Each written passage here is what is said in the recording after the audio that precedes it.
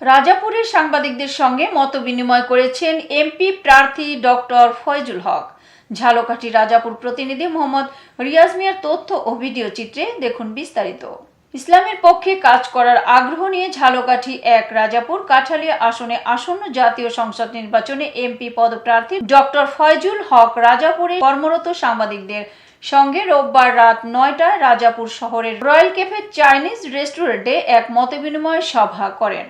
সভায় উপস্থিত ছিলেন রাজাপুর প্রেস ক্লাবের সভাপতি মোহাম্মদ মনিরুজ্জামান খান, সাধারণ সম্পাদক মোহাম্মদ খলিলুর রহমান, রাজাপুর সাংবাদিক ক্লাবের সভাপতি রহিম রেজা, সাধারণ সম্পাদক এনামুল হক, বাংলাদেশ জামায়াতে ইসলাম রাজাপুর উপজেলার আমির কবির হোসেন, নায়েম আমির ইউসুফ আলী, আবু সায়েম ও নেসার উদ্দিন সহ উপজেলার কর্মরত বিভিন্ন প্রিন্ট ইলেকট্রনিক্স মিডিয়ার কর্মরত সাংবাদিক ও বিশিষ্টজনেরা।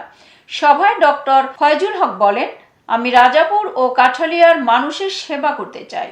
আপনারা সাংবাদিকরা সমাজের দর্পণ, আপনারা সত্য তুলে ধরেন, তাই আপনাদের সঙ্গে মতবিনিময় করা খুবই গুরুত্বপূর্ণ। তিনি আরো বলেন, এই অঞ্চলের উন্নয়ন, শিক্ষার মানোন্নয়ন, স্বাস্থ্যসেবা এবং তরুণদের কর্মসংস্থানই হবে আমার অগ্রাধিকার। তিনি নিজেকে জনগণের একজন সেবক হিসেবে পরিচয় দিয়ে বলেন, রাজনৈতিক অবস্থান নয়, জনগণের স্বার্থকেই তিনি সবচেয়ে বেশি গুরুত্ব দেন। আপনারা জানেন যে রাজাপুর কাঠালিয়া একটি অঞ্চল, যে অঞ্চলটি দীর্ঘ প্রায় ৫৩ বছর পর্যন্তই কেউ না কেউ শাসন করেছে। কখনো বাংলাদেশ জাতীয়তাবাদী দলের এমপি ছিলেন, কখনো আওয়ামী লীগের এমপি ছিলেন, কখনো জাতীয় পার্টির এমপি ছিলেন। এই এমপিরা কম বেশি এই অঞ্চলের মানুষের জন্য কাজ করার চেষ্টা করেছে।